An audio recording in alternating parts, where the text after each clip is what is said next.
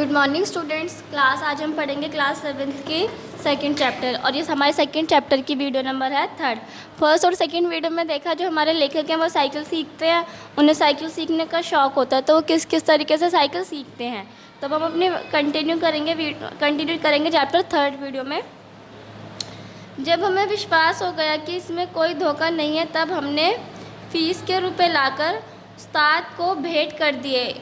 ये बात कौन कह रहा है? ये बात लेखक कह रहा है कि जब हमें मतलब कि उनके उस्ताद जो उनके टीचर हैं, जो उन्हें साइकिल सिखाएंगे, जब उन्हें उन पे भरोसा हो गया कि उसे धोखा नहीं देंगे, तो उन्होंने क्या काम करा, फ़ीस के पैसे लाके उन्हें दे दिए और कहा उस्ताद कल सवेरे ही आ जाना। मतलब कि वो किसको, अपने सर को बोल रहा है कि कल सुबह ही आप आ जाना मुझे साइकिल सिखाने, हम तैयार रहेंगे।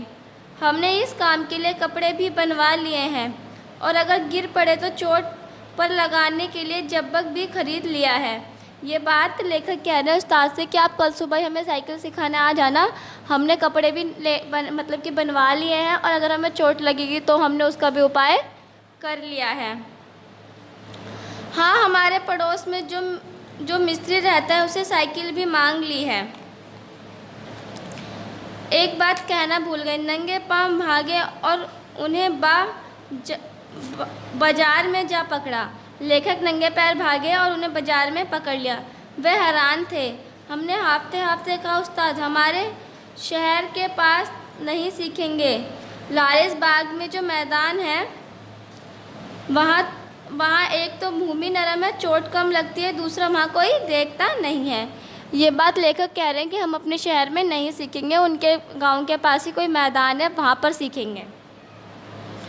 अब रात को आराम से नींद कहाँ? लेखक को रात को नींद नहीं आई। जब आँख खुली तो दिन निकल आया था। जल्दी से जाकर वह पुराने कपड़े पहन लिए, जब्बक का डब्बा हाथ में लिया और नौकर को भेजकर मिस्त्री से साइकिल मंगवा ली। लेखक ने क्या करा, उन्हें सिर्फ सुबह का इंतज़ार था कि कब सुबह और कब वो साइकिल सीखने जाएं। जैसे ही सुबह हुई उन्होंने कपड़े पहने, जब्बक का डब्बा लिया और अपने नौकर को भेज दिया मिस्त्री के यहाँ से साइकिल लाने के लिए। उसी समय उस्ताद साहब भी आ गए और हम भगवान का नाम लेकर लारिस बाग की ओर चले।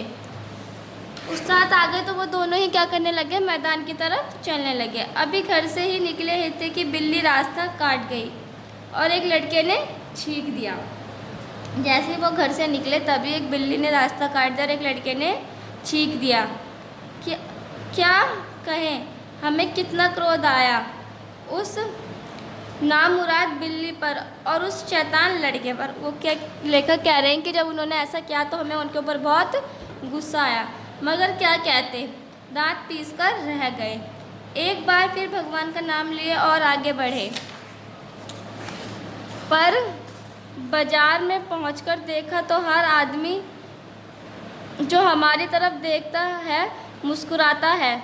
मतलब कि उसने बाजार में देखा कोई भी इंसान उसे देख रहा है तो वो मुस्कुरा रहा है।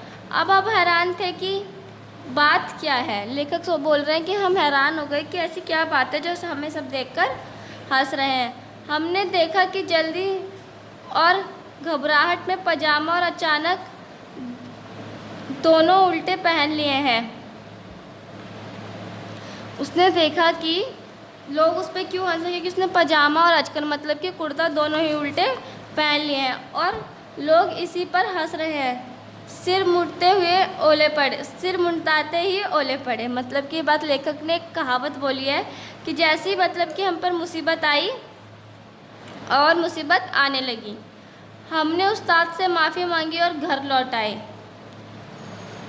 लेखक ने अपने सर को सॉरी बोला कि अब हम नहीं सीख सकते हैं, हमें अपने घर जाना है, तो वह वापस आ गए। दूसरे दिन फिर निकले।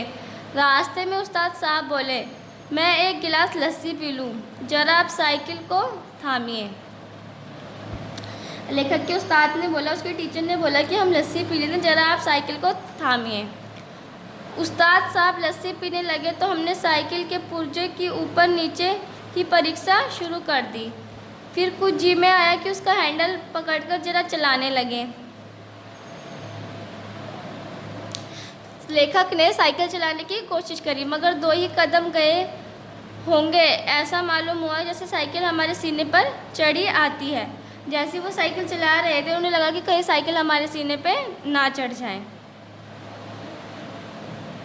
दूसरे ही क्षण साइकिल पूरे जोर से हमारे पांव पर गिर गई और हमारी राम दुहाई बाजार में एक सिरे से दूसरे सिरे तक गूंजने लगी। साइकिल जो थी उनके पैर पे गिर गई और वो इतनी तेज़ चिल्लाई कि उनकी आवाज़ एक बाज़ार से दूसरे बाज़ार तक गूंजने लगी। उस्ताद लस्सी छोड़कर आए और दयावान लोग जाम हो गए। जब वो गिरे तो उस्ताद ने लस्सी छोड़ दी और बहुत सारे लोग वहाँ इकट्ठे हो गए। सब मिलाकर हमारा पाँव साइकिल से निकालना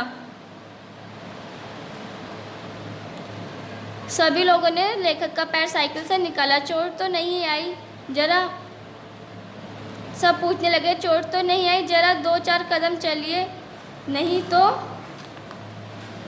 लहू जम जाएगा। लेखक को बोल रहे हैं कि आप चल के देखो वरना आपका खून जम जाएगा। इस तरह दूसरे दिन हम और हमारी साइकिल दोनों ही घर में थोड़ी दूर पर ही जख्मी हो गए। हम लड़खड़ाते घर लौट आए और साइकिल ठीक होने के लिए मिस्त्री की दुकान पर छोड़ दी। लेखक को भी चोट लग गई और उनकी साइकिल भी टूट गई, तो उन्होंने क्या करा, वो घर आ गए और साइकिल मिस्त्री की दुकान पर ठीक होने के लिए छोड़ दी। मगर हमारे वीर दया का साहस और धीरज देखिए, अब भी मैदान में डटे रहे। लेखक ने अभी भी उम्मीद नहीं छोड़ी। एक बार गिरे, कई बार शहीद हुए, घुटने तुड़वाए, कपड़े फटवाए, पर क्या मजाल जी छूट जाए। मतलब कि इतनी मुसीबत आई, कभी कपड़े फटे, कभी उनको चोट लगी, लेकिन फिर भी उन्होंने उम्मीद नहीं छोड़ी। 8-9 दिन में साइकिल चलाना सीख गए थे। लेखक जो है 8-9 दिन में साइकिल चलाना सीख गए थे, लेकिन अभी उस पर चढ़ना नहीं आता था। कोई परोकापरी पुरुष सहारा देकर चढ़ा देता तो फिर लिए जाते थे। हमारे आनंद की कोई सीमा ना थी। उन्होंने साइकिल चलानी तो सीख ली थी, लेकिन उन्हें उस पर बैठने पर डर लगता था। वो किसी न किसी आदमी की मदद से उस पर बैठा करते थे।